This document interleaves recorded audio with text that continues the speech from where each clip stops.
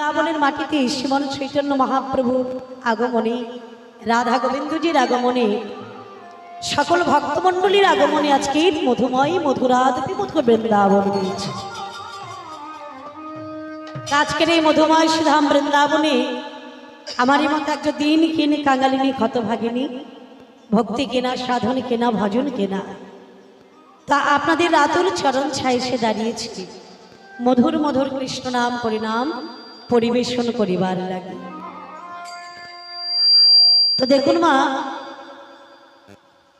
আমার যে অর্থাৎ ভগবানের নীলা খেলা, আমার যে ভগবানের অনন্ত নীলা, শাস্ত্রে বললেন অনন্ত কৃষ্ণ নাম অনন্ত মহিমা, নারদ আদি ব্যাসদেব যার দিতে নারে সীমা, দিতে নারে সীমা। তো সেই চৈতন্য মহাপ্রভু আগত কলিযুগে গৌর রূপে এসেছেন নবদিয়া নবদ্বীপের মাটিতে। ভগবানের নীলার বর্ণনা করার মতো বা তার সেই নীলা গুণকথা বর্ণনা করবার মতো আমার নহে কোশাকতি। কৃষ্ণ কৃপা হি কেবলম, গুরু কৃপা হি কেবলম। শুধু তাই নয় বাবা, বলছে সাধুগুরু বৈষ্ণবের কৃপা না বলে কোনোদিন কৃষ্ণ কথা বদনে বলা যায় না। কারণ শাস্ত্র বললেন কি, সাধু সঙ্গ সাধু সঙ্গ সর্বশাস্ত্রিক, আমার সর্বশাস্ত্রে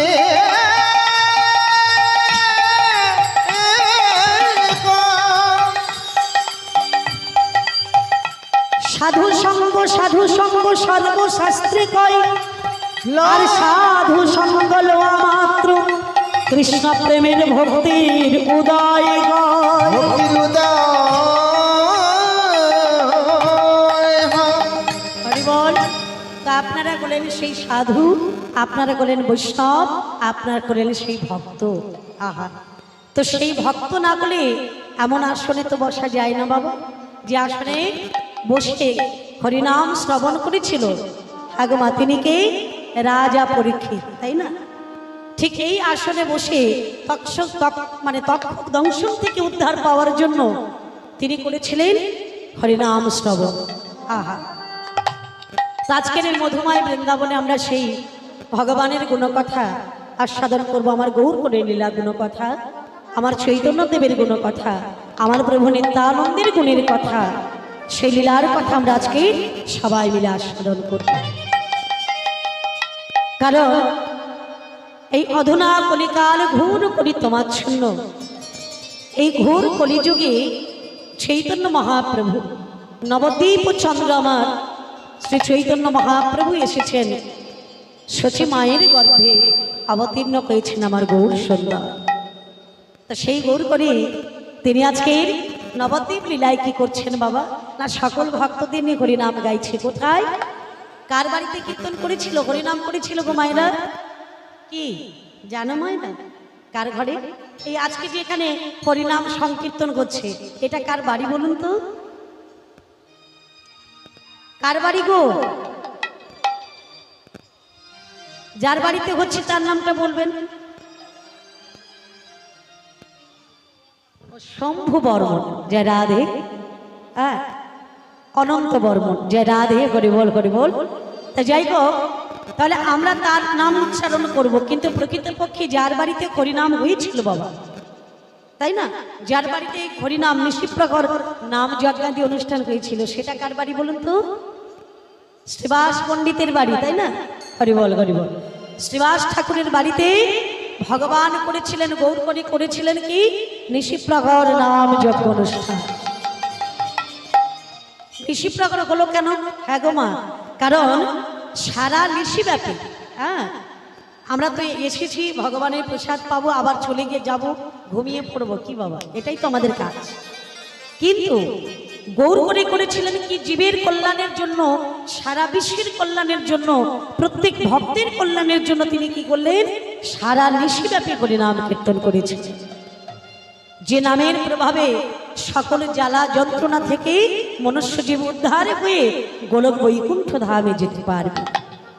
হ্যাঁ, তাই বললেন কি?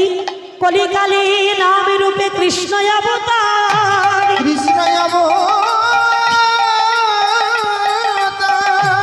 নাম হইতে হয় সর্ব জগত উদ্ধার।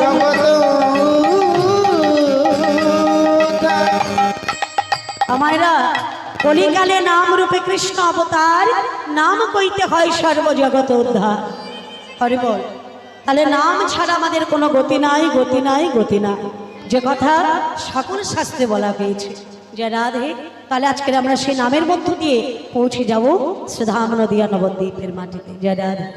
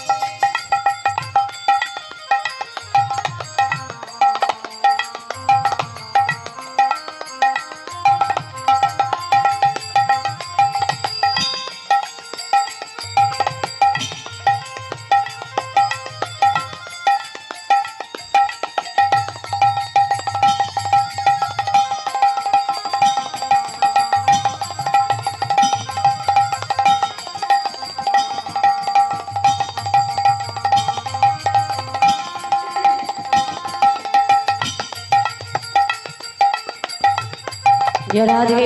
निताई गौर प्रेमानंदे हरि बोल, हरि बोल, हरि बोल। जय राधे गौर।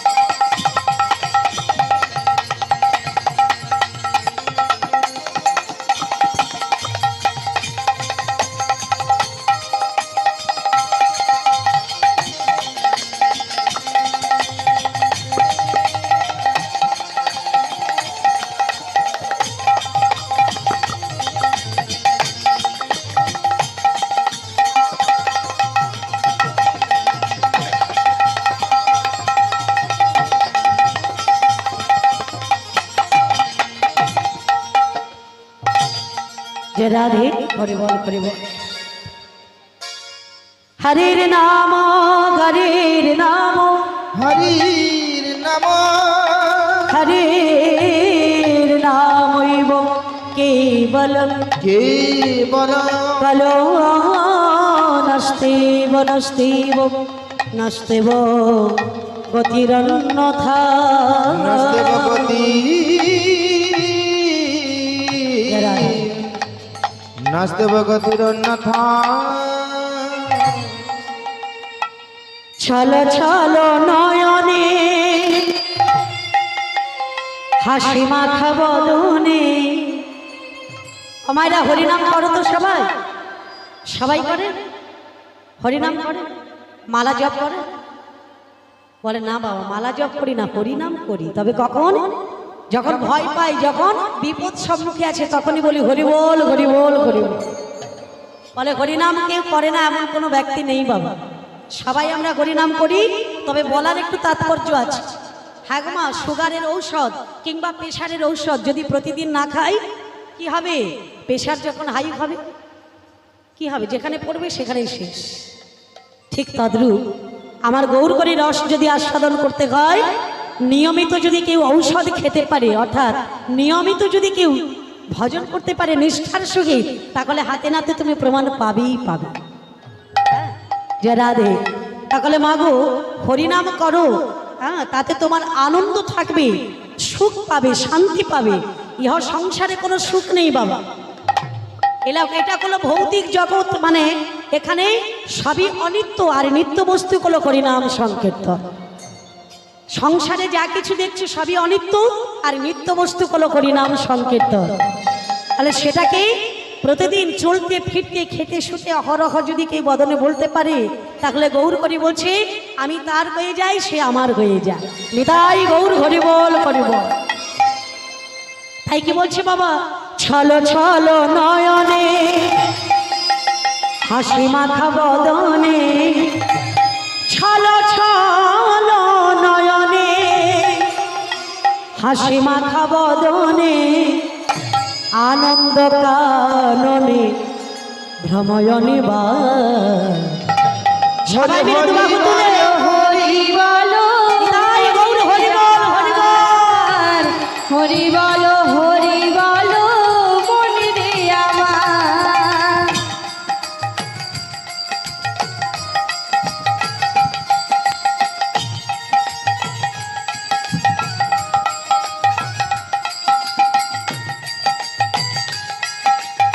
জয় রাধে হরি বল হরি বল।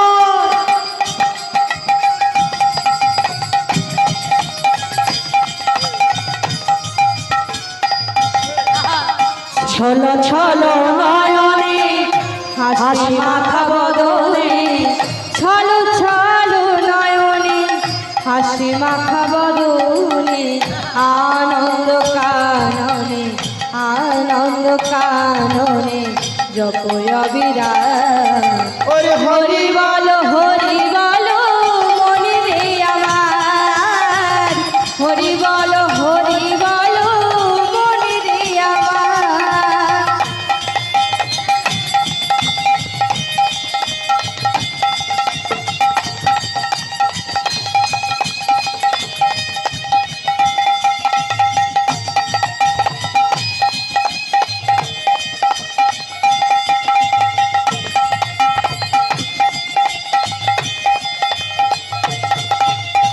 ওরে গতি নাই গতি নাই এই হরি নাম ছাড়া, কণ্ঠ ভরিয়া গাও ওই আত্মকারা।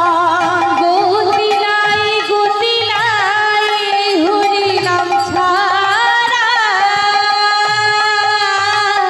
কণ্ঠ ভরিয়া গাও হইয়া তোহার। গতি নাই গতি নাই এই হরি নাম ছাড়া, কণ্ঠ ভরিয়া গাও ওই আত্মকারা। ওই দেখো শ্মশানে কিবা নিশিদিনে, ওই দেখো শ্মশানে কিবা নিশিদিনে। মনে রে ওই দেখো শ্মশানে কিবা নিশিদিনে, ওই দেখো শ্মশানে কিবা নিশিদিনে। পড়িতেছে মানবের পড়িতেছে মানবের যত অহংকার। হরি বলো, হরি বলো মনে রে আমার। হরি বলো, হরি বলো মনে রে আমার।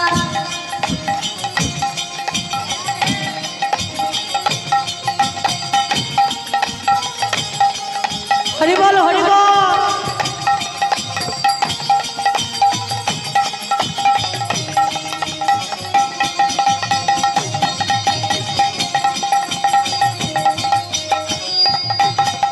মনে রে কেউ তো কারো নয়, এ কথাটি সত্য, ভেবে দেখো রে মন সকলই অনিত্য।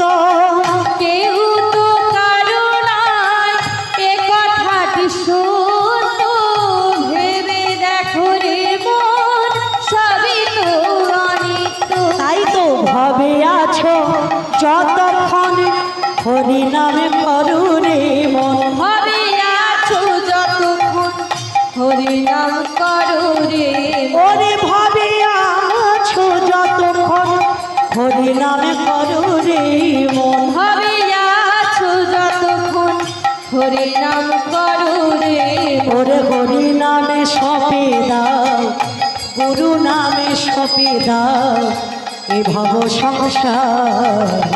হরি বলো, হরি বলো মনে রে আমার। হরি বলো মনে রে আমার ওরি ছলে ছলে নয়নে হাসি মাখা বদনে ছলে ছলে নয়নে হাসি মাখা বদনে আনন্দ কাননে ভবনে বা হরি বলো মনে রে আমার হরি বলো মনে রে আমার ওরে হরি বল মনি আমার হরি বলো মন রে আমার।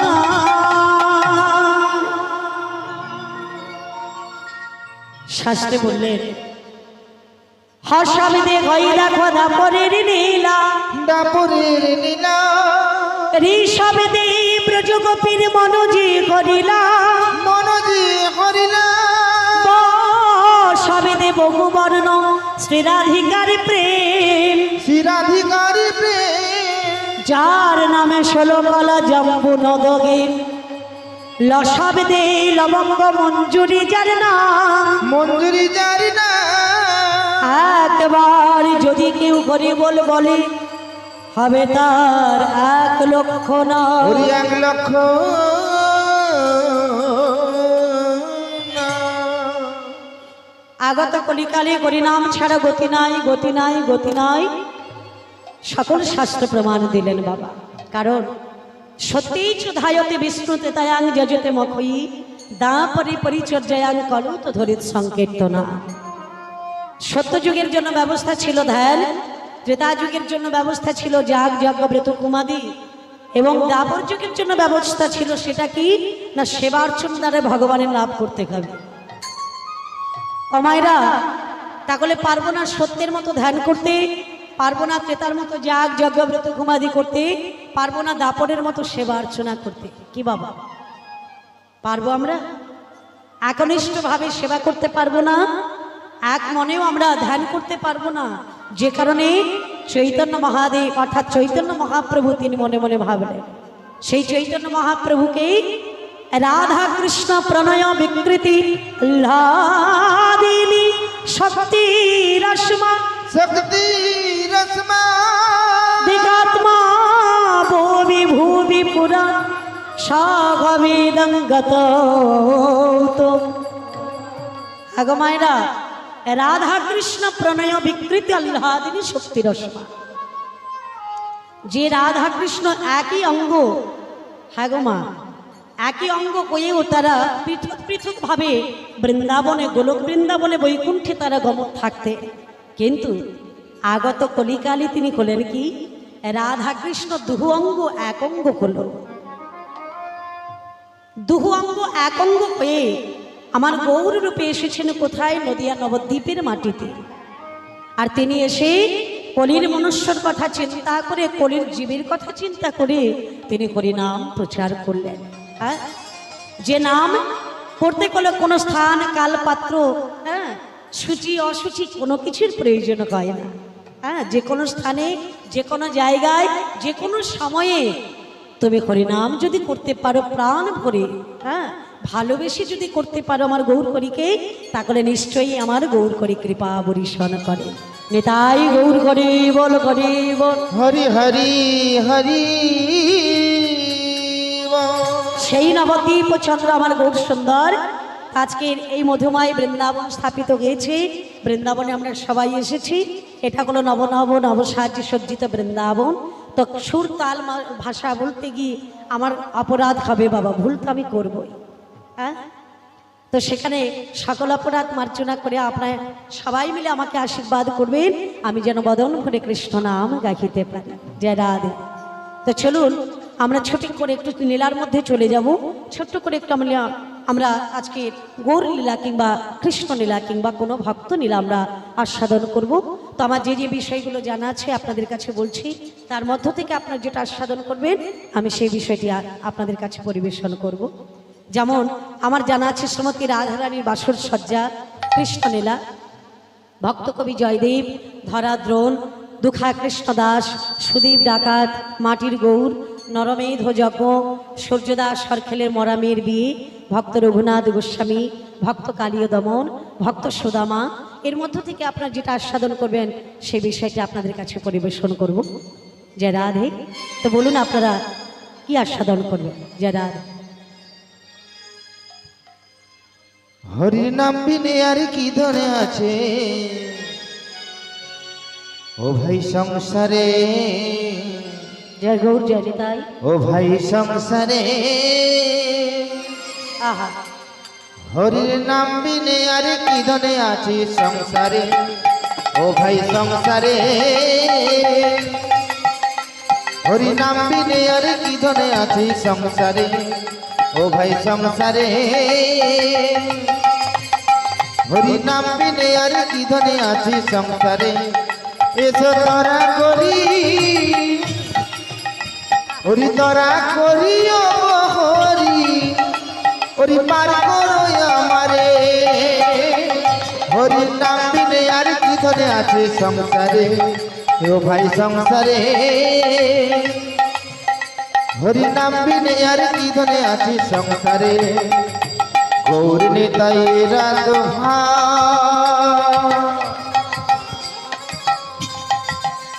হরি নাম বিলয় দারে দারে, অজা চোখে মিলে না তো জাতির বিচার না করে, গৌর নিতাই রাধা, নাম বিলয় দারে দারে, অজা চোখে মিলে না তো জাতির বিচার না করে, হরি নাম বিনে আর কি ধনে আছে সংসারে, ও ভাই সংসারে, হরি নাম বিনে আর কি ধনে আছে সংসারে, ও ভাই সংসারে, হরি নাম বিনে আর কি ধন আছে সংসারে, হরি নাম বিনে আর কি ধন আছে সংসারে, হরি নাম বিনে আর কি ধন আছে সংসারে।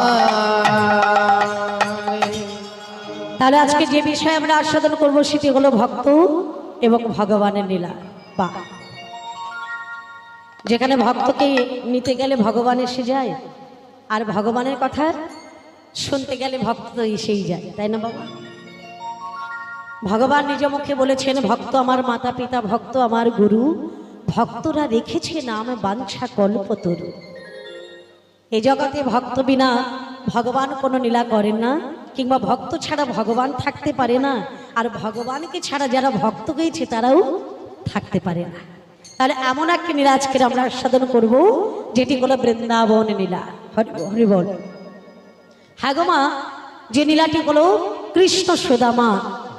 আজকে আমরা যে লীলা আস্বাদন করব কৃষ্ণ সুদামা। আহা, তো শোনো, কৃষ্ণ সুদামা আমাদের আস্বাদন করতে হলে যেতে হবে একটু ত্রেতা যুগে। ত্রেতা যুগে রাম অবতারের কথা একটু শ্রবণ করতে হবে। হ্যাঁ গো মা, রাম লক্ষ্মণ ভরত শত্রুঘ্ন এরা চার ভাই বাস করতেন কোথায়? অযোধ্যায়, তাই না বাবা? অযোধ্যায় বসবাস করতেন, যাদের পিতা হলো রাজা দশরথ। হ্যাঁ গো মা, সেই রাজা দশরথ আজকের কত আনন্দ করছে, কত আলো জ্বলছে, কত লোকজন এসেছে, চতুর্দিকে আলো, মানে আলোয় আলোয় পরিপূর্ণ হয়ে গেছে। কেন বলুন তো? কি জন্য এত আনন্দ? কিসের জন্য এত আনন্দ করছিলেন আমার সেই রাজা দশরথ? আমার বড় ছেলে রাম হবে রাজা, রাম বসবে রাজ সিংহাসনে, আজ থেকে রাজত্ব সকলের, অর্থাৎ রাজ্যের সকল দায়িত্ব আমার রামের হাতে দিয়ে আমি একটু শান্তিতে থাকতে পারব। বড় ছেলে রাম রাজা হবে, আনন্দে পরিপূর্ণ সবাই। কত না আনন্দের জোয়ার বইছে সেই অযোধ্যায়। তো দেখুন মা, সকলে গ্রামবাসী সবাই আনন্দ করছে, সারা রাজ্যবাসী সবাই আনন্দ করছে, পাত্র মিত্র মন্ত্রী সবাই কত আনন্দে পরিপূর্ণ। আর একদিকে আনন্দ কারা? রাজার যতগণ স্ত্রী ছিল, রাজার স্ত্রী যতটা, মানে যতজনা ছিল বাবা, যতজনা বলতে দশরথ মানে রাজার স্ত্রী ছিল কজন বলুন তো? 3 জন। বা 3 জন, কিন্তু শাস্ত্র বলছে রাজা দশরথের স্ত্রী ছিল 750 জন, মানে 750 জন। তার মধ্যে প্রধান ছিল কজন? 3 জন, তাই না মা? কৌশল্যা, কৈকেয়ী, সুমিত্রা। তাহলে কৌশল্যার ছেলেগুলোকে প্রভু শ্রী রামচন্দ্র, মাতা কৈকেয়ীর সন্তানগুলোকে কে গো মা? ভরত। আর সুমিত্রার ছেলে মানে শত্রুঘ্ন, ভরত মানে লক্ষণ আর শত্রুঘ্ন, এরা 2 জন। তাহলে এই 4 জন ছেলেকে নিয়ে রাজার আনন্দে দিন কেটে যায় বাবা। দেখতে দেখতে রাম রাজা হবে, চতুর্দিকে সংবাদটা ছড়িয়ে পড়েছে, সবাই কত আনন্দ করছে। দেখবেন বাবা, সংসারের নিয়ম অনুযায়ী কখনো আনন্দ, কখনো হাসি, কখনো দুঃখ, কখনো কান্না, এ তো মানে চলছে বাবা, সংসারের নিয়ম। বলছে সংসারে কোনো সুখ নেই বাবা, এটা হলো দুঃখালয় জগৎ, দুঃখের সংসার, অশাস্য, মানে এই দুঃখালয় জগতে এখানে কোনো সুখ পাওয়া যায়। তাহলে সত্যি কি কোনো সুখ নেই? আছে। বলে সুখী কারা? তাহলে বলে রাজা দুঃখী, প্রজা দুঃখী, দুঃখী বামর বানিয়া, তার থেকে বৈষ্ণব সুখী গুরুতত্ত্ব জানিয়া। বলে সারা জীবন বৈষ্ণবরা ভিখারি করে, অর্থাৎ ভিক্ষা করে জীবিকা ধারণ করে, কিন্তু তাদের মতো সুখী ইহ জগতে আর কেহ নাই। কেন বলুন তো? ভিক্ষা করি আর যা করি না কেন, তাদের বদনে রয়েছে কৃষ্ণ নাম, কৃষ্ণ চরণ তারা সার করেছে। হরি বল। তাহলে দেখুন, রাজার কিন্তু আজকে প্রচন্ড আনন্দ করছে, শুধু তাই নয়, সারা রাজ্যবাসীর আনন্দ করছে, রাম হবে রাজা। ঠিক মতো সময় রানীগণ সবাই আনন্দ করছে, তার মধ্যে মেজরানী কৈকেয়ীও আনন্দে পরিপূর্ণ। আহা, যদিও রাম আমার কৌশল অর্থাৎ দিদির ছেলে, হ্যাঁ, আমার সতীনের ছেলে হলে কি হবে, আমি তাকে গড়ে পিঠে কোলে পিঠে করে মানুষ করেছি, সে আমায় মা বলে ডাকে, আমার সেই রাম হবে রাজা। আজকের আমার কত আনন্দের দিন। আমা এখন সেই কৈকেয়ী, মেজরানী কৈকেয়ী করেছে কি, একটা মুক্তোর মালা হাতে করে নিয়ে ছুটতে ছুটতে যাচ্ছে। যখনই ছুটতে ছুটতে যাচ্ছে, মাঝপথে দেখা হলো একজনের সঙ্গে, সে হলো কে? মন্থরা। মন্থরার সঙ্গে যখন দেখা হয়েছে, মেজরানী কৈকেয়ী করলো কি, আনন্দে বিভোর হয়ে মন্থরার গলায় মুক্তোর মালাটা পরিয়ে দিয়েছে। এই মন্থরা, আমার ছেলে, আমার বড় ছেলে রাম রাজা হবে, আজ আমার কত আনন্দ, নে আমি তোকে মুক্তোর মালাটা উপহার দিলাম। আনন্দে গলায় পরিয়ে দিয়েছে, কিন্তু মন্থরা করলো কি মা, মুক্তোর মালাটাকে টেনে ছিঁড়ে একেবারে দূরে ছুঁড়ে ফেলে দিল। মেজরানী কৈকেয়ী তখন বলছে, ওই জন্য বলে না, বানরের গলায় মুক্তোর হার মানায় না। তুই সারা জীবন দাসীবৃত্তি করিস, চাকরি করিস, আরে ভালোবেসে তোর গলায় একটা মুক্তোর মালা দিলাম, তার দাম বুঝলি না, সেটাকে ছিঁড়ে তুই দূরে ছুঁড়ে ফেলে দিবি। হরি বল, হরি বল। এই যে বানরের গলায় মুক্তোর মালা, এটা কে দিয়েছিল বলুন তো? কবে হয়েছিল গো? আমার এক সময় রামের পুজো হয়, যেটা রামনবমী বলা হয়, হয়তো রামের পুজো হয় হয়তো, কিন্তু ওই দিন কি সত্যি রামের পুজো হয়? কি গো বাবা, ওই দিন কি রামের পুজো হয়? হয় না। রামকে বাদ দিয়ে হনুমানের পুজো হয়। কেন বলুন তো? সেই দিনে রামের জন্মদিন ছিল, রামনবমী পুজো হতো, কিন্তু মাগো এখন লক্ষণ করেছিল কি জানেন, একবার ভালোবেসে ওই মুক্তোর মালা আমার ওই হনুমানের গলায় দিয়েছিল। তো হনুমান বলে, এই মালা তো আমি পরবো না। এখন পরবে না বলে এ কথা বলা যাক, আর মালাটাকে টেনে ছিঁড়ে একেবারে দূরে ছুঁড়ে ফেলে দিল। তখনই হনুমানকে আমার লক্ষণ বলেছিল, ওই জন্য বলেছিলাম না, বানরের গলায় মুক্তোর মালা কোনোদিন মানায় না। কিন্তু মাগো হনুমান মালাটা কেন পড়েনি জানো? হনুমান বলেছিল, যে মালার মধ্যে সেটা মুক্ত হতে পারে, হীরা হতে পারে, নীলা হতে পারে, মতি হতে পারে, যেটাই হোক না কেন, যার মধ্যে আমার রাম নাম নেই, সেই মালা আমার কাছে কোনো দাম নেই, দূরে ছড়ে ফেলে।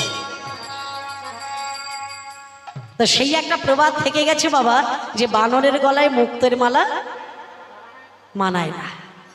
তো মন্ত্রটা যখন ছুঁড়ে ফেলে দিয়েছে, মেজরানী কইকে বলছে, বা রে তুই দাসীবৃত্তি করিস, তোকে ভালোবেসে মুক্তর মালা দিলাম আমার রাম রাজা হবে বলে, আর মালাটার গুণ তুই বুঝতে পারলি না। আরে এই মালাটা দিয়েছিল আমাকে রাজা দশরথ। কবে না, আমি যেদিন আমার স্বামীর বাড়িতে এসেছিলাম, আমার স্বামী আমাকে ভালোবেসে এই মালাটা উপহার দিয়েছে, আর সেই মালাটা তোর গলায় দিলাম। কিন্তু তুই তো সেই মালার গুণ বুঝতে পারলি না, মালাটাকে ফেলে দিলি। হ্যাঁ, তো মন্থরা বলছে, দেখো বাবা, তোমার ছেলে রাম রাজা হবে, তোমার সতীনের ছেলে রাম রাজা হবে, তোমার আনন্দ হতে পারে, আমার কিসের আনন্দ? আমার তো দুঃখ করছে, আমার কষ্ট করছে, আমার চিন্তা করছে। বলে কেন তোমার চিন্তা করছে কেন? বলে তোমার কথা চিন্তা করে। মন্থরা বলছে কইকেয়ীকে, বলছে কইকেয়ী তোমার কথা চিন্তা করে আমার কষ্ট হচ্ছে, আমার দুঃখ হচ্ছে। এখন মেজরানী কইকেয়ী বলছে, এই মন্থরা, আরে আমার কথা চিন্তা করে তোমার দুঃখ হচ্ছে কেন? বলে বারে, যাকে কোলে পিঠে করে মানুষ করেছি, হ্যাঁ, কেকই রাজা যখন তার মেয়েটাকে বিয়ে দিয়েছিল না, মেয়েটাকে যখন বিয়ে দিয়ে স্বামীর ঘরে পাঠিয়েছিল, তার সঙ্গে সঙ্গে আমাকেও পাঠিয়ে দিয়েছিল। কেন? বলো শোনো, আমার মেয়ে ওই মানে মেয়েটাকে তো বিয়ে দিয়েছি, পরের ঘরে যাচ্ছে, আমার মেয়ের কি লাগবে না লাগবে, কোথায় কষ্ট পাবে দুঃখ পাবে, সেটার জন্য আমি তোমাকেও আমার মেয়ের সঙ্গে পাঠিয়ে দিলাম। যাও, তুমি আমার মেয়ের কাছে কাছে থাকবে। তো সেদিন থেকে, ছোট্টবেলা থেকে তোমাকে মানুষ করেছি, বিয়ে থাক হলো, তোমার ছেলে পুলে হলো, তুমি স্বামীর ঘর করছো, এখনো অবধি তোমার কাছে আছি। তাহলে আমি জানি না তুমি তোমার কি কোনটায় ভালো খাবে, কোনটায় মন্দ খাবে, সেটা কি আমি জানি না? মন্ত্ররা বলছে, শোনো কইকেয়ী, এখনো সময় আছে, রাম রাজা হবে, তাতে তোমার আনন্দের কোনো দরকার নেই।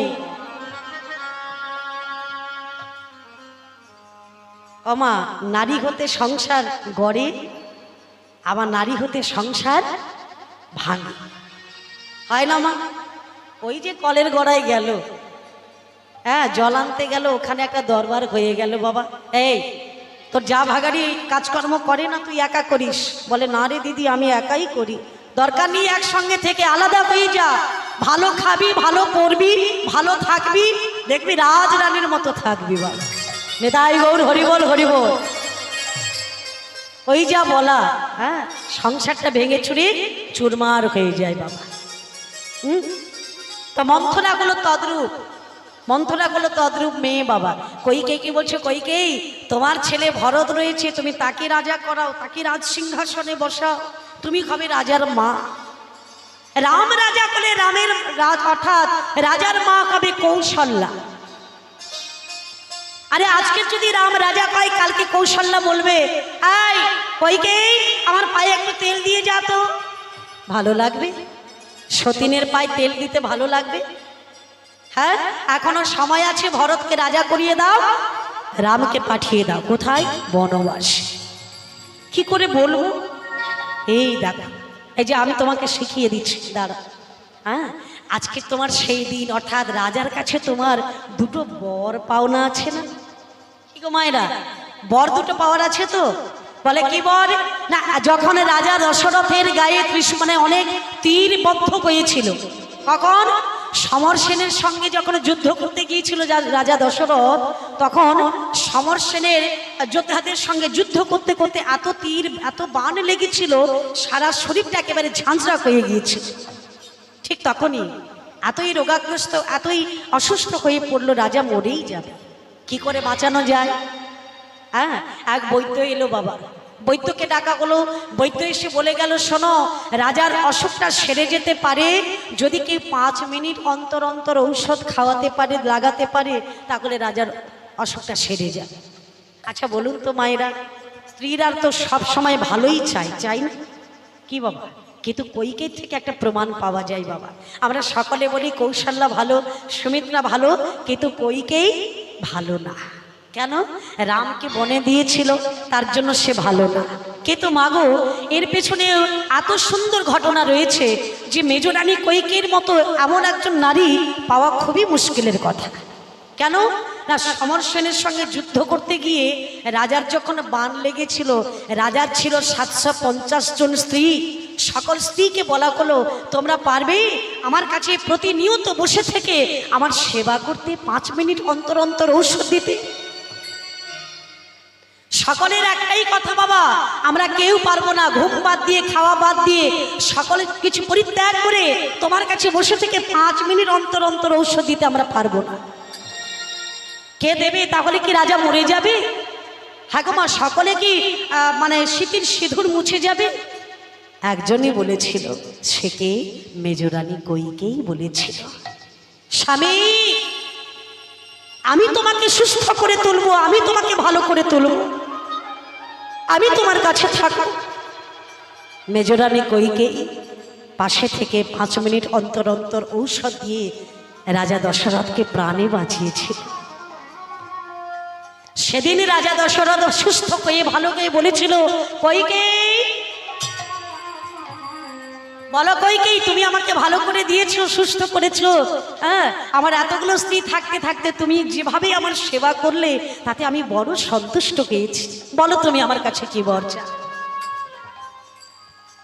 সেদিন কইকেয়ীর মনটা এত ভালো ছিল বাবা, কোনো কূটনীতি ছিল না, কোনো প্ল্যান ছিল না। হ্যাঁ, এত ভালো মন ছিল। সেদিন স্বামীকে বলেছিল, স্বামী তোমার সেবা করা আমার ধর্ম, আমার কর্ম, তুমি আমার স্বামী, তুমি চলে গেলে আমার হাতের শাখা স্মৃতির সিঁদুর চলে যাবে। তোমার সেবা করেছি, এই যে আমার পরম সৌভাগ্য, তাতে আর আমি কি চাইব? বলো না কইকেয়ী, আমি যদি তোমাকে কিছু দিতে পারি আমি তাতে বড়ই আনন্দ পাবো। বলো কইকেয়ী তুমি আমার কাছে কি চাও? তো কইকেয়ী সেদিন একটি কথা বলেছিল, স্বামী যদি কোনোদিন প্রয়োজন হয়, তুমি তো আমার স্বামী, তোমার কাছে আমার চেয়ে নিতে কতক্ষণ, যেদিন প্রয়োজন হবে আমি তোমার কাছ থেকে চেয়ে নেব। বাহ, সেটি গেল একবার।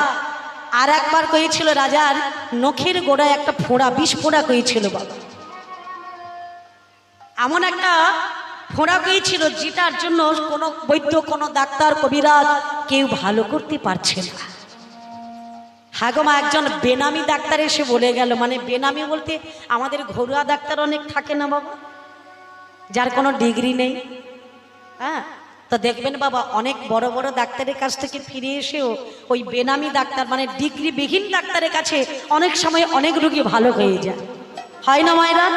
ঠিক সেরকম একজন বৈদ্য এসে বললেন, শোনো এই মানে এই যে বিস্ফোটটা হয়েছে, এই ফোঁড়াটা হয়েছে, এটা ভালো হয়ে যাবে যদি কোনো রমণী তার মুখের মধ্যে এই মানে পুজ রক্ত এগুলোকে টেনে বার করে যদি তার জুহার লালাটা লাগিয়ে দিতে পারে, তাহলে ফোঁড়াটা ভালো হয়ে যাবে।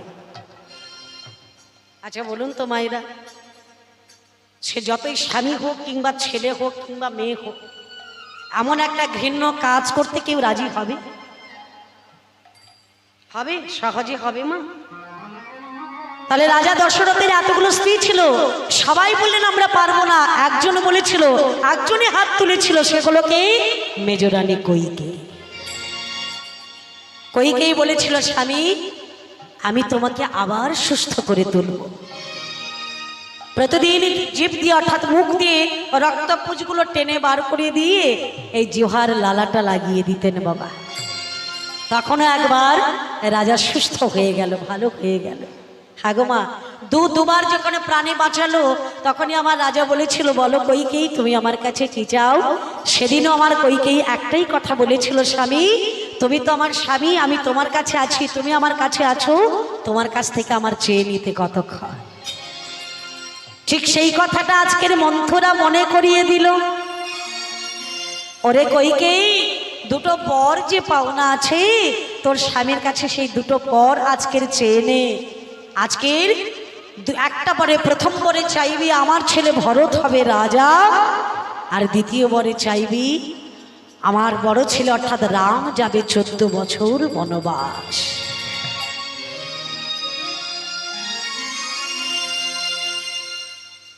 যুক্তিটা পেয়ে গেল বাবা। হঠাৎ করে দেখা গেল মন্থরার ঘরে আলো জ্বলছে না, চতুর্দিকে জিনিসপত্রগুলো ছড়ানো ছিটানো আছে। রাজা দশরথ ডাকতে ডাকতে যাচ্ছে, কইকেয়ী কইকেই, তোমার ঘরটা অন্ধকারে কেন? কইকেই, তোমার ঘরে আলো জ্বলছে না কেন গো? তুমি কোথায়? দরজা খুলে আলো জ্বলে যখন দেখলো বাবা বিছানায় শুয়ে শুয়ে কইকেই ডুকরে ডুকরে কাঁদছে। এ কি কইকেই, তোমার কি হয়েছে? তুমি এমন করে কাঁদছো কেন? আরে বলো না, আমি তোমার স্বামী, তোমার কি হয়েছে বলো না। তোমায় কে কিছু বলেছে? বলে না। তাহলে তুমি কাঁদছো কেন? বলে স্বামী, আর তোমার সাথে আর বেশি কথা বলবো না, দুটো কথা বলি। অর্থাৎ তোমার কাছে যে আমার বর পাওনা ছিল সেই বর কি তুমি আমায় দেবে না? রাজা দশরথ বলে, হাগো কইকে, তুমি যখনই চাইবে আমি তখনই তোমায় দিয়ে দেব। বলো তুমি আমার কাছে কি বর চাও? বলে শোনো স্বামী, যদি বর আমাকে দিতে কয় তুমি আমার কাছে প্রতিজ্ঞা করো, আমি তোমার কাছে যা চাইবো তুমি আমাকে তাই দেবে। ও বাবা, আরে তুমি আমাকে মৃত্যুর মুখ থেকে ফিরিয়ে এনেছো, ভালো করেছো, তা তুমি আমার কাছে যা চাইবে আমি তোমাকে তাই দেব। বলো না তুমি আমার কাছে কি চাও? তাই কইকেই বলছে, শোনো স্বামী, তুমি আমার কাছে সত্য করো। বেশ, সত্য সত্য সত্য, ত্রিবাচক সত্য করে কথা দিলাম, তুমি আমার কাছে যা চাইবে আমি তোমাকে দেব দেব দেব। হ্যাঁ গো মা, ব্রাহ্মণ যারা, ক্ষত্রিয় যারা সত্য যদি করে বাবা, সত্য ভঙ্গ করা অপরাধ, সত্য তাদের পালন করতেই হবে। প্রতিজ্ঞা করলো বাবা, ত্রিসত্য অঙ্গীকারে বদ্ধ করলো রাজা দশরথ। এবারে বলে উঠলো আমার সেই কইকেই মেজরানী বলছে, স্বামী প্রথম পরে চাই আমার রাম রাজা হবে না, ভরত হবে রাজা। এ তুমি কি বলছো? হ্যাঁ স্বামী, রাম রাজা হবে না, আমার ছেলে ভরত কি করতে হবে রাজা, আমার ছেলে রাজ সিংহাসনে বসবে। কইকেই বলো না, কইকেই তুমি এমন কথা বলো না। চতুর্দিকে ঘোষণা হয়েছে রাম হবে রাজা, রাম বসবে রাজ সিংহাসনে। এ তুমি কি বলছো কইকেই? বলো না কইকেই, এমন কথা বলো না। স্বামী, তুমি না ক্ষত্রিয় রাজা, তুমি না রাজ্যের পালক, তাহলে আমার কাছে সত্য করেছো, তুমি সত্য ভঙ্গ করতে চাও? বেশ, বলো কইকেই আর একটা বর কি চাও? ওগো স্বামী, দ্বিতীয় বরে চাই রাম যাবে 14 বছর বনবাস।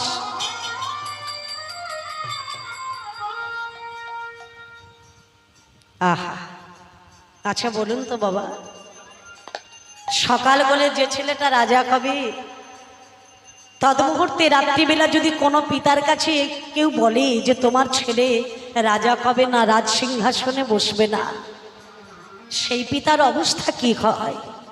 দশরথ রাজা যেই না শ্রবণ করেছে, যেই না শুনেছে, তার মাথায় যেন বাজ পড়েছে। এমতো সময় আজকে রাজা দশরথ বলে উঠলো, শোনো কইকেই, আমার রামকে আমি রাজা করব না, আমি ভরতকে রাজ সিংহাসনে বসিয়ে দেব, আমি ভরতকে রাজা করিয়ে দেব। কিন্তু কইকেই দ্বিতীয় বরটা তুমি ফিরিয়ে নাও, অকারণে আমার রামকে 14 বছর তুমি বনে দিও না কইকেই। তোমার এই বরটা তুমি ফিরিয়ে নাও, আমার রামকে তুমি 14 বছর বনে দিও না। রাজা দশরথ কাঁদতে কাঁদতে আকুল হয়ে ধুলায় গড়াগড়ি দিয়ে কাঁদছে। কিন্তু মাগো, ভাগ্যের কি পরিহাস। এমতো সময় কইকেই বলে উঠলো, শোনো স্বামী, আমি যা বলেছি তাই হবে। সত্য ভঙ্গ করা অপরাধ, তা সেই সত্য পালনে আজ আমার রাম রাজা হবে না। ঠিক তদ মুহূর্তে আজ আমার দশরথ রাজা রামকে ডাকছে, বলে কইকেই, ছেলে যখন ছোট থাকে তার সিদ্ধান্ত বাবা মা নেয়, কিন্তু ছেলে যখন বড় হয়ে যায় সিদ্ধান্তটা নিতে হলে ছেলেকে একবার জিজ্ঞেস করতে হয়। তাই আমার রামকে একবার জিজ্ঞেস করতে দাও।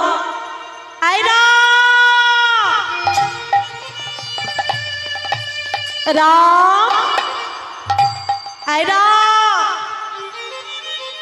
রাম রাম বলে যখন ডাকছে, প্রভু শ্রী রামচন্দ্র পিতার চরণ তলে এসে দাঁড়িয়েছে আমার প্রভু রামচন্দ্র। বলো পিতা, আমায় ডেকেছ কেন?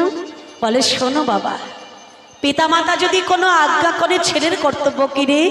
বলে ছেলের কর্তব্য হবে পিতামাতার আজ্ঞা পালন করা। বা হারে বাবা, আমি যে প্রতিজ্ঞাবদ্ধ, আমি যে সত্যবদ্ধ, আমার একটা কথা রাখতে পারবি বাবা? কালকের রাজ সিংহাসনে তুমি বসবে না, তুমি রাজা হবে না, তোমার ছোট ভাই ভরত হবে রাজা, সে বসবে রাজ সিংহাসনে। কিন্তু তোমাকে এই রাজগৃহ ছেড়ে তোমাকে যেতে হবে বনবাসে। তোমার মা আদেশ দিয়েছে তোমাকে যেতে হবে 14টা বছর বনবাস।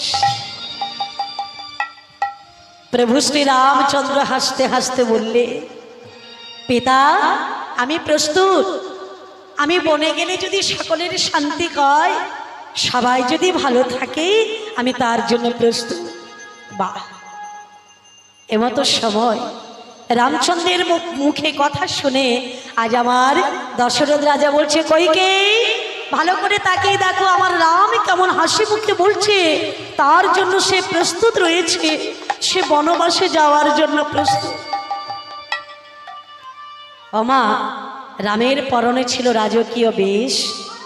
সকল বেশ পরিত্যাগ করে একটা গেরুয়া বসন পরে তিনি আজকের বেরিয়েছে কোথায় না? বনবাসে যাওয়ার জন্য। হাগমা রাম যখন বেরিয়েছে, তার সঙ্গে বেরিয়েছে আমার লক্ষণ, তার সঙ্গে বেরিয়েছে আমার সীতামা। রাজা দশরথ জিজ্ঞেস করছে, বৌমা তুমি কোথায় যাবে?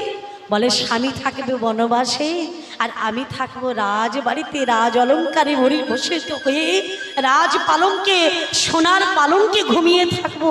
এমন শিক্ষা তো আমার বাবা মা আমাকে দেয়নি বাবা। আমার স্বামী যদি থাকে বনবাসে, আমিও যাব আমার স্বামীর সঙ্গে বনবাসে। বা লক্ষণ বলে উঠলো, দাদা যদি রাজাগিনায় না থাকে, এই রাজগৃহে আমিও থাকবো না, আমিও দাদার সঙ্গে যাব বনবাস। আমায়রা তিনজনে বেরিয়েছে বনবাসে যাওয়ার জন্য। হাগমা সকলে প্রজাগণ, রাজ্যবাসীগণ, সকলে পাত্র মিত্র মন্ত্রী সবাই কাঁদছে, আর একজন কাঁদছে। সে কে বলো তোমা? মেজরানী কইকেয়ী। দরজার পাশে দাঁড়িয়ে দাঁড়িয়ে ডুকরে ডুকরে কাঁদছে। ওরে রাম, আমি বড় অপরাধ করেছি, আমি বড় অন্যায় করেছি। যদি আমার কোনো জন্মে আমার নারী জন্ম থাকে, তবে আমি যেন তোকে সন্তান রূপে কোলে পাই। রাম রে নিতাই গৌর হরি বল, হরি বল, হরি বল।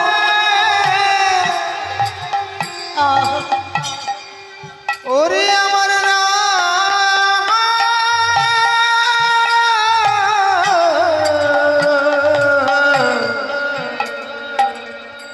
ওরে আমার রাম রে,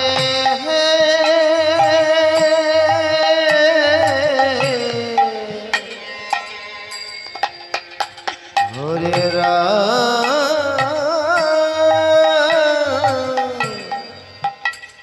রাম রে।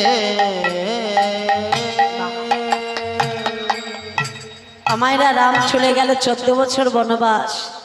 যে সময়টা রাম গেল বনবাস, সেই সময় কিন্তু ভরত বাড়িতে ছিল না। ভরত ছিল তার মামার বাড়ি, কেকই রাজার বাড়িতে। তো খবর পেয়ে যখন ভরত বাড়িতে এলো, সকল রাজ্যবাসীগণ, প্রজাবৃন্দগণ সবাই আঙুল দেখিয়ে বলতে লাগলো, হাগমা কেন বলছে? রাম 14 বছর যাওয়ার পরে দশরথ রাজা তিনি প্রাণ ত্যাগ করলেন বাবা, তিনিও চলে গেলেন। ভরত যখন বাড়ি এলো, ভরতকে দেখে সবাই বলে উঠলো, শোনো ভরত, রাজবাড়িতে যে ঘটনা আজকের ঘটে গেল, তার জন্য একজনই দায়ী। সে কে? তোমার মা, তোমার মা, তোমার মা। বলে পিতামাতা যদি কোনো কুকর্ম করে, তার জন্য কথা শুনতে হয় তার ছেলে মেয়েদের বাবা। ভরত এসে মায়ের কাছে বলছে, মা গো, জীবনে তুমি এমন কর্ম করলে যে কর্মের জন্য সারা জীবন আমাকে কথা শুনতে হবে। সবাই আঙুল দেখিয়ে বলছে, ভরত তোমার মায়ের জন্য রাজা দশরথ চলে গেল, তোমার মায়ের জন্য আজকে রাম বনবাসে চলে গেল। শোনো মা, যে রাজ সঙ্গে বসানোর জন্য, রাজত্ব পাওয়ার জন্য, যে রাজ সিংহাসনে বসানোর জন্য তুমি এত চেষ্টা করলে, সেই রাজ সিংহাসনে কোনোদিন ভরত বসবে না। আসিমা, যাবি কোথায় বাবা? আমি তো যা কিছু করেছি তোর ভালোর কথা চিন্তা করে করেছি, তুই যাতে ভালো থাকিস সেই কথা চিন্তা করে করেছি। বাহ, শোনো মা, ভালো তুমি কখনোই করনি মা। যা কিছু করেছো নিজের স্বার্থের জন্য করেছো। দাদার কথা একবারও চিন্তা করলে না, জগতের কথা একবারও চিন্তা করলে না। শোনো মা, আমিও তোমাকে বলে যাচ্ছি, এই রাজ সিংহাসনে আমি কোনোদিন বসবো না। যতদিন রাজা অর্থাৎ রামচন্দ্র প্রভু ফিরে না আসে, ততদিন এই রাজ্য পরিচালনা আমি করব না। হাগো মায়েরা, ছুটে গেল কোথায়? বনবাসে। বনমাঝে গিয়ে রামচন্দ্র প্রভুকে দর্শন করে বলে উঠল, ভরত দাদা ফিরে চলো অযোধ্যায়। অযোধ্যাবাসী সবাই কাঁদছে, তুমি অযোধ্যায় ফিরে চলো দাদা, তুমি রাজ সিংহাসনে বসবে, রাজ্য পরিচালনা করবে। আজ আমার ভরত বলছে, আর ওদিকে রামচন্দ্র প্রভু বলছে, শোন ভরত, আচ্ছা বলতো ভরত, রাজত্ব আগে না বাবাকে যে আমি কথা দিয়েছি সেই কথার মান আগে? আমি যে বাবাকে কথা দিয়েছি 14 বছর পূরণ না হলে আমি অযোধ্যায় ফিরব না। যা ভাই, ফিরে যা। যেদিনই 14 বছর পরিপূর্ণ হবে সেদিনই আমি অযোধ্যায় ফিরে যাব। যা, এই 14টা বছর আমি কি করব দাদা? বলে তুই রাজ্য পরিচালনা করবি, রাজ সিংহাসনে বসবি, রাজা হবি না। দাও দাদা, তুমি যাবে না ঠিক আছে, কিন্তু তোমার পাদুকা চূড়া আমায় দাও। ওই পাদুকা থাকবে রাজ সিংহাসনে, তোমার এই 14টা বছর রাজ্য পরিচালনা করব। যেদিন তুমি ফিরবে সেদিন আমি রাজ সিংহাসন তোমায় বসাবো দাদা। বাহ, হাগো মা, সেই ভরত, ভাতৃপ্রেম কেমন দেখুন বাবা। তো এমতো সময় সেই ভরত ফিরে এলেন বাবা। 14টা বছর খড়ম জোড়াকে রেখে রাজ্য পরিচালনা করেছিলেন। জয় রাধে। সকল ভক্তমণ্ডলীর কাছে আবেদন নিবেদন, আজকে কেউ চলে যাবেন না, কারণ মহাপ্রভুর অন্নপ্রসাদের ব্যবস্থা রয়েছে। আপনারা যারা আসছেন কিংবা এসেছেন কিংবা যারা আসবেন, প্রত্যেক ভক্তর কাছে আবেদন নিবেদন কর্তাবাবুর তরফ থেকে, সবাই প্রসাদ সেবা নিয়ে তবেই বাড়ি ফিরবেন, কেউ চলে যাবেন না। সবাই বলুন নিতাই গৌর প্রেমানন্দে হরি বল, হরি বল, হরি বল, হরি বল রে, হরি বল রে, বল রে, বল রে, হরি বল রে, হরি বল রে, হরি বল রে, বল রে, বল রে, হরি বল রে, হরি বল রে, হরি বল রে, বল রে, বল রে, হরি বল রে, হরি বল রে, হরি বল রে, বল রে, বল রে, হরি বল রে, হরি বল, হরি বল, হরি বল ভাই, হরি বল, হরি বল, হরি বল ভাই, হরি বল, হরি বল, হরি বল ভাই, হরি বল, হরি বল, হরি বল ভাই। এমন মানব জন্ম আর পাবে না, এমন মানব জন্ম আর পাবে না। হরি বল রে, হরি বল রে, বল রে, বল রে, হরি বল রে, হরি বল রে, হরি বল রে, বল রে, বল রে, হরি বল রে, হরি বল রে, হরি বল রে, বল রে, বল রে, হরি বল রে, হরি বল রে, হরি বল রে, নিতাই গৌর প্রেমানন্দে হরি বল, হরি বল, হরি বল। বল রে, বল রে, হরি বল রে, বল রে, বল রে, হরি বল রে, বল রে, বল রে, হরি বল রে। আমায়রা দেখতে দেখতে 14টা বছর পূর্ণ হয়ে গেল। রামচন্দ্র ফিরে এলেন কোথায়? অযোধ্যায়। আর যখনই রামচন্দ্র প্রভু ফিরে এলেন বাবা, কত সোনা হীরা নীলা মণিমুক্ত সবাইকে দান করছে, যে যা চাইছে তাকে দিচ্ছে বাবা। কিন্তু এমতো সময় ভরত গিয়ে বলছে আমার রামচন্দ্র প্রভু বলছে, ভরত হ্যাঁ রে, সবাই কত কিছু নিচ্ছে, তুই কিছু নিবি না? তুই কিছু চাইবি না ভাই? হ্যাঁ, এমতো সময় ভরত বলেছিল, শোনো দাদা, তুমি সবাইকে হীরা নীলা মণিমুক্ত কত কিছু দিয়েছো, তা আমায় যদি কিছু দিতে হয় দাদা, তবে একটা জিনিসই চাইব। কি চাস বল? সুন্দরী স্ত্রী না, তাহলে রাজত্ব না, তাহলে ধন সম্পদ রাজ ঐশ্বর্য কিছু চাই না দাদা। তাহলে বলে, শোনো দাদা, এ জন্মে তোমার ভাই হয়ে জন্ম নিয়েছি, বনবাসে গিয়ে তোমায় কত করে ডাকলাম, তুমি ফিরে এলে না, তুমি অযোধ্যায় ফিরে, কিন্তু এ জন্মে ভাই হয়েছি বলে তুমি আমাকে ফিরিয়ে দিয়েছো। তা এর পরের জন্মে যদি আমার জন্ম থাকে, আমার একটাই বাসনা, আমায় বন্ধু করে জনমে দিও। হরি বন্ধু হরি বল, হরি বল, হরি বল।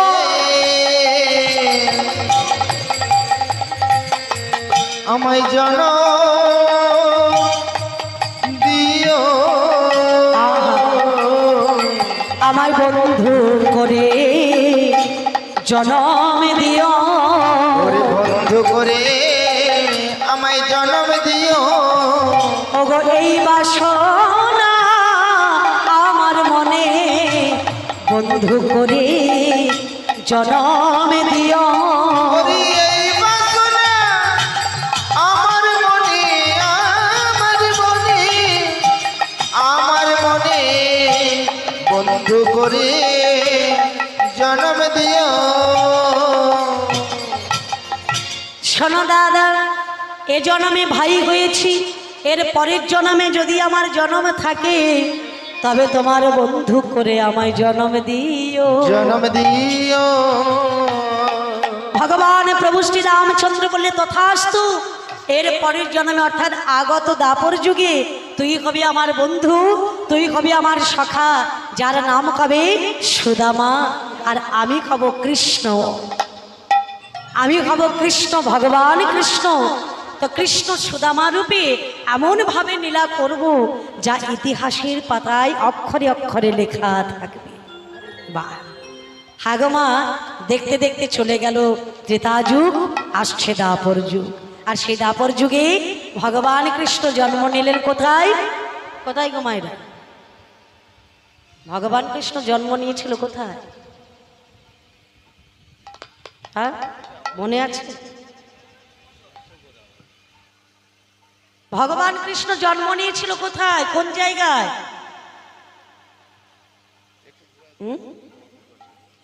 কংসের কারাগারে, মাতা দৈব কিরুদরে জন্ম নিল ভগবান। সবাই মিলে হরিনাম বলা যাবে? হ্যাঁ, একটু করতালি দিয়ে ভোগ দেখি। বলো বলো হরে কৃষ্ণ হরে রাম, বলো হরে কৃষ্ণ হরে রাম। হরি বল, হরি বল। কংসের কারাগারে, মাতা দৈব কিরুদরে জন্ম নিল ভগবান। হরি হরে কৃষ্ণ হরে রাম। তোমরা বলো হরে কৃষ্ণ হরে রাম।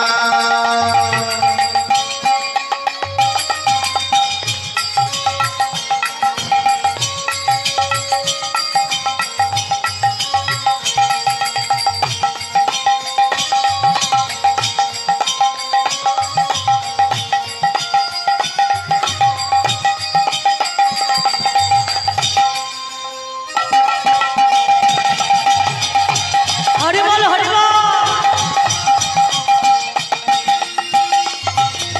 ওগো বসুদেব লয়ে যায় মাথার উপরে, যমুনা পার হয়ে মা যশোদার ঘরে। বসুদেব লই যায় যমুনা পার হয়ে মা যশোদার ঘরে। ওগো দিনে দিনে বড় গয়, দিনে দিনে বড় গয় নব ঘনশা। হরি হরে কৃষ্ণ হরে রাম। তোমরা বলো হরে কৃষ্ণ হরে রাম। কংসের কারাগারে, দৈব কি উদারে হরিজন মনিলে ভগবান হরে কৃষ্ণ হরে রাম তোমরা বলো হরে কৃষ্ণ হরে রাম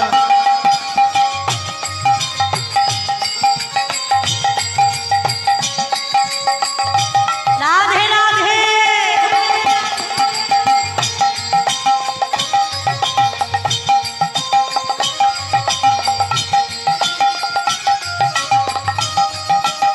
হরি বল হরি বল।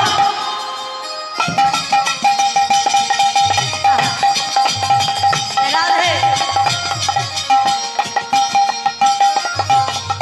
ওগো ভগবানের কেমন লীলা যুগের অবতার আপনি খুলে যায় বন্ধ কারাগার। ভগবানের কেমন লীলা যুগের অবতার আপনি খুলে যায় বন্ধ কারাগার। ওগো রণ করিতে পারবে না কেউ, রণ করিতে পারবে না কেউ। হরি নাম ঘন সে হরে কৃষ্ণ হরে রাম তোমরা বলো হরে কৃষ্ণ হরে রাম হরি কংসের কারাগারে হরি বল হরি বল।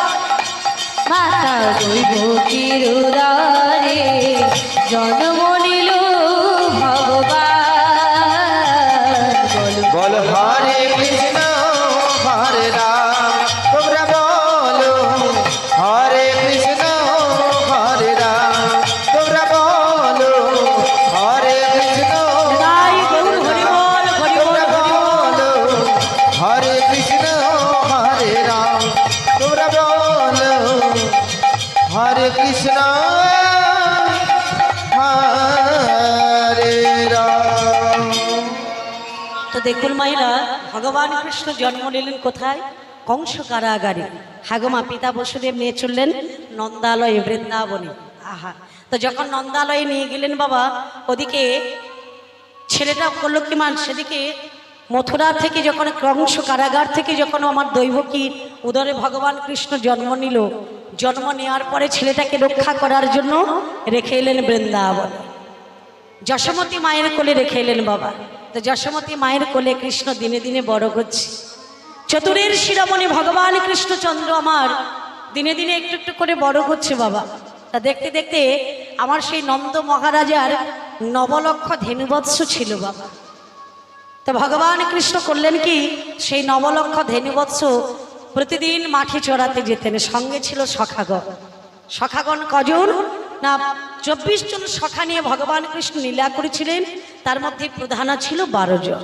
হ্যাঁ, আমার এই 12 জন সখা নিয়ে আমার ভগবান কৃষ্ণ প্রতিদিন বনে যেতেন, লীলা খেলা করতেন বাবা। তা আজও তাই ভগবান কৃষ্ণ চলেছে বনমাঝ। সকল শাখাদের নিয়ে আজকের বনমাঝে খেলা করছে বাবা। বলে খেলাত নন্দ দুলাল আজি, খেলাত নন্দ দুলাল আজি।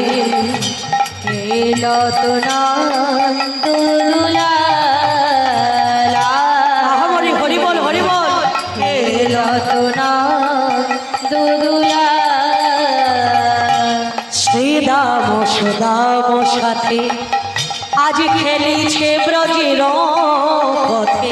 হরি সীতাম সুদাম সাথে খেলিছে ব্রজের পথে শ্রীদাম সুদাম সাথে খেলিছে ব্রজের পথে। হরি সীতাম সুদাম সাথে খেলিছে ব্রজের পথে আনন্দ মদ নগপাল আজি আমার খেলত নন্দ দুলাল আজি।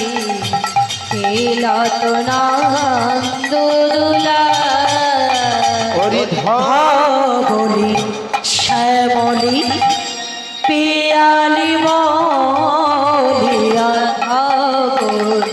শ্যামলী পিয়ালি বলিয়া আনন্দ মদন গোপাল আজি হে রতনন্দ দুলালাজি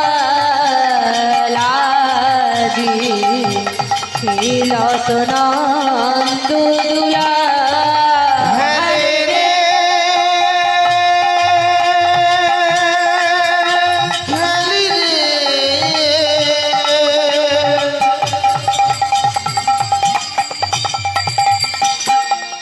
আমার খেলে রে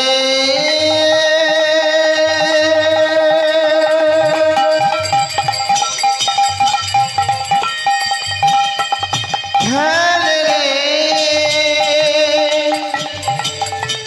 আমার খেলে রে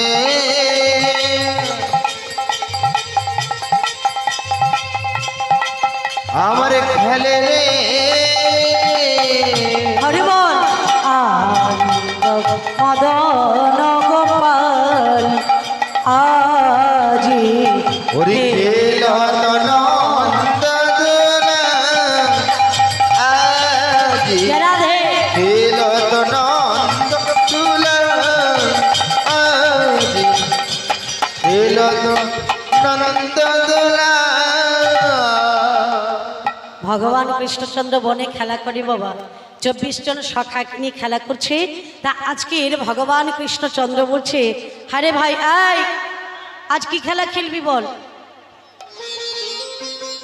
আয় ভাই আজকে কি খেলা খেলবি? মানে লুকোলুকি মানে লুকোচুরি খেলা, এটা তো সব সময় হয়। আরে অন্য কিছু খেলা খেললে হয় না? কি খেলবে? তোমার ছেঁড়া পাতা ভালো পাতা কোনোদিন খেলা হয়? আপনারা কোনোদিন খেলেছেন মা ছেঁড়া পাতার ভালো পাতা? হ্যাঁ দেখেছেন। আমার কথাটা হলো কি, এখন খেলা কবে? আজকের সুবল বলছে, আয় কৃষ্ণ শোন আজকের একটা নতুন খেলা খেলব। সেটা কি বলে? শোন আজকে যে খেলাটা হবে না, অর্থাৎ কাঁধে করা আর কাঁধে চড়া। এখন কাঁধে চড়ার জন্য তো সকলে প্রস্তুত, কি বাবা? কাঁধে যদি কেউ নিয়ে যায় তার জন্য সবাই প্রস্তুত, কিন্তু কাঁধে করবে কে? তা কাঁধে করে নিয়ে যাবে কোথায়? এখন সুবল বলছে, ভাই রে কাঁধে করে বৃন্দাবন থেকে এই নিকুঞ্জ নিধুবন থেকে নিয়ে যেতে হবে যমুনার তট পর্যন্ত। অমায়রা হাগো, এই যমুনার তট পর্যন্ত নিয়ে যাওয়া কাঁধে করে কি মুখের কথা? তাহলে আজকের খেলা হবে কাঁধে করা আর কাঁধে চড়া। তাহলে কে করবে কাঁধে? বলে তার জন্য তার এমনি এমনি বললে হবে না, লটারি করতে হবে। এখন সুবলকে কৃষ্ণ বলছে, তবে যা ওই বন থেকে অর্থাৎ পাতা কিছু তুলে নিয়ে, আর 24 জন আমরা সখা রয়েছি, 24টা পাতা, হ্যাঁ 24টা পাতা নিয়ে 24 জন, আর ওদিকে কৃষ্ণ বলরাম কজন হলো গো মা? 26 জন। যা 26টা পাতা নিয়ে আয়। 26টা পাতা নিয়ে এসেছে বাবা। তাই পাতাগুলো নিয়ে এসে একটা পাতাকে তার মধ্যে ছিদ্র করে দিয়েছে, একটা পাতাকে ছিদ্র করে দিয়ে আর ওই 25টা পাতার মধ্যে গুলিয়ে দিয়েছি। হ্যাঁ এখন সকলে পাতা মানে পাতাগুলো একসঙ্গে একজন ধরেছে, সকলে পাতা টানছে। এই ভাই এই পাতা টান। হ্যাঁ একজন টেনেছে, এই পাতা নে। এখন সবাইকে পাতা দিয়েছে বাবা, সকলে পাতা টেনে নিয়েছি। কৃষ্ণ বলছে, এই সুবল তুই ভালো পাতা পেয়েছিস তো? তুই ভালো পাতা পেয়েছিস? এই মঙ্গল তুই ভালো পাতা পেয়েছিস? তুই ভালো পাতা পেয়েছিস? ও সকলকে জিজ্ঞেস করছে কৃষ্ণ যে শোন তোরা ভালো পাতা পেয়েছিস তো? বলে হ্যাঁ। এখন কৃষ্ণকে সুবল ধমক দিয়ে বলছে, আয় কৃষ্ণ, আরে তুই জিজ্ঞেস করছিস ভালো পাতা পেয়েছিস কিনা, ভালো পাতা পেয়েছিস কিনা, কিন্তু তোর পাতাটা দেখা, আমরা তো সবাই ভালো পেয়েছি, তোর পাতাটা দেখা। কৃষ্ণ বলে, আমি রাজার ছেলে, আমার ভাগ্যে কি ছেঁড়া পাতা পড়তে পারে? আমাকে সকলে বলে ভগবান কৃষ্ণ, আমাকে সকলে বলে ভক্তাধীন ভগবান। হ্যাঁ হারে আমি না থাকলে জগৎ চলবে না, তাহলে আমার ভাগ্যে কি ছেঁড়া পাতা পড়তে পারে? মানে পড়তে পারে? দেখ আমার ভালো মানে পাতাটাও ভালো পড়ে। পাতাটা খুলে দেখলো বাবা ছেঁড়া পাতাই পড়েছে। আরে কানাই চোর কানাই চোর কানাই চোর। চোর বলছিস কেন রে? বলে আচ্ছা কৃষ্ণ কানাইয়া বলছে, আচ্ছা সুবল ওরে সখাগণ, যখন আমি চুরি করি তখন কি আমি একা খাই? কি গো মায়েরা, কৃষ্ণ যখন চুরি করে কৃষ্ণ কি একা খায়? বলে না, সবাই খায়। তাহলে তুই চুরি করিস, আমরা খাই, কিন্তু চুরি তো করিস তুই, আমরা চুরি করিনি। হ্যাঁ, তাহলে চুরি করার পদ্ধতিটা তোর, প্ল্যানটা তোর, আমরা খাই, তাই বলে তো আমরা চোর নয়, তুই চোর। আমার কথায় আছে না, একটা প্রবাদ আছে, বলে যার জন্য করো চুরি সেই বলে চোরা। বেশ, এই চোর বলবি না, ভালো লাগে খেলা কর, না হয় চলে যা। বলে কানাই তুই চোর হয়েছিস, আমাদের এখান থেকে কাঁধে করে তোকে নিয়ে যেতে